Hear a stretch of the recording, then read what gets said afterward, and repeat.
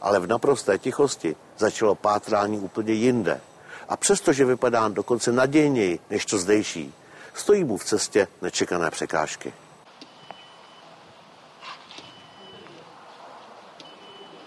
Kdy ho vidíte v plném zásahu o velikosti 2x2 metry při výšce 1 metru. Tohle je Leo Vrzal a věří tomu, že je autorem objevu století, objevu hrobu Anežky České, nejslavnější tuzemské světice. Přemyslovna Anežka se proslavila starostí o nemocné. Teprve v roce 1989 byla papežem prohlášena za svatou. O nalezení jejího hrobu se pokoušela řada dobrodruhů a neúspěšně. Leo Vrzal má ale dokonalou techniku a není blázen. Je geofyzik.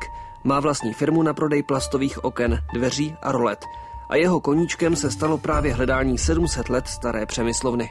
Mě vždycky bavilo něco, co bylo neprobádaný, co bylo jiný, atypický. To byl vždycky můj zájem. Vedle mě teď stojí Leo Vrzal, muž pověřený pražským arcibiskupstvím k radarovému měření. Nedávno způsobil archeologickou aféru desetiletí a na základě jeho měření se letos na jaře v kostele svatého Haštala začala hledat Anežka Česká. Jenže to, co sondy nakonec podzemí skutečně našly, mohl možná sice být hrob Anežky, ale nějaké o 300 let mladší.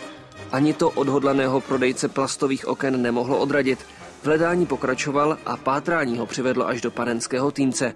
Je tu unikátní a naprosto jedinečný klášter, mimochodem nikdy nedokončený. A Leo Vrzal tvrdí, že tentokrát je to ta správná stopa a tady Anežka leží. Je pravděpodobnost, že toto je vlastně jílová hmota, která zabezpečuje tento objekt proti pronikání vody a vlhkosti a eventuálně vzduchu. Historie říká, že roku 1420 skutečně do Panenského Týnce přišly jeptišky řádu klaristek z Anežského kláštera v Praze a zůstaly tu dlouhých 220 let. A podle legendy sebou měli i ostatky Anežky České. Když se stěhovali z Prahy sem k nám, tak ty ostatky ukryli.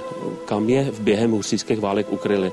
Skutečně jsme tady objevili velmi zajímavý prostor, který se nachází v poměrně značné hloubce, který má znaky díla, které bylo vytvořené lidskou rukou o rozměrech přibližně 2x2 metry na výšku asi 1 metru. Co to znamená jako hrob?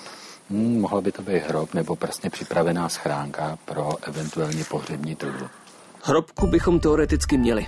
A ten, kdo ji pod klášterem pracně budoval, jednou počítal s tím, že se nad ní bude tyčit jedinečný klášter. Skutečně by to bylo velmi důstojné místo pro pochování, i když třeba v této době přechodné pro Anežku. Jenže památkový ústav se po zkušenostech v kostele svatého Haštala k nálezu tentokrát staví velmi skepticky. Hledat podzemí se už tentokrát nebude. Je potřeba si uvědomit, že archeologie s tím terénním výzkumem poruší veškeré souvislé situace, které jsou zde uloženy. A to místo již bude jednou navždy vlastně porušeno. I přesto, že bychom zjistili informace. Je tu ještě jeden problém. Nikdo zatím vlastně ani neumí dokázat, že případný kosterní nález je skutečně Anežka. A co říkáte tomu, že Národní památkový ústav řekl vašemu výzkumu, je to dobrá věc, ale my sem nepůjdeme. Je tady evidentně hrob, ale nám to nestojí za to, abychom tady kopali. Myslím si, že když jsme sem přišli měřit, tak jsme si nevyžádali souhlas Národního památkového ústavu. Takže myslím si, že to odpovídá za vše. Po ostatcích svaté Anežky pátrají lidé už stovky let. Mimo jiné i proto, že podle legendy by nalezení jejího hrobu mělo skutečně české zemi přinést pokojné a šťastné časy. Archeologický výzkum by byl opět hotovou senzací.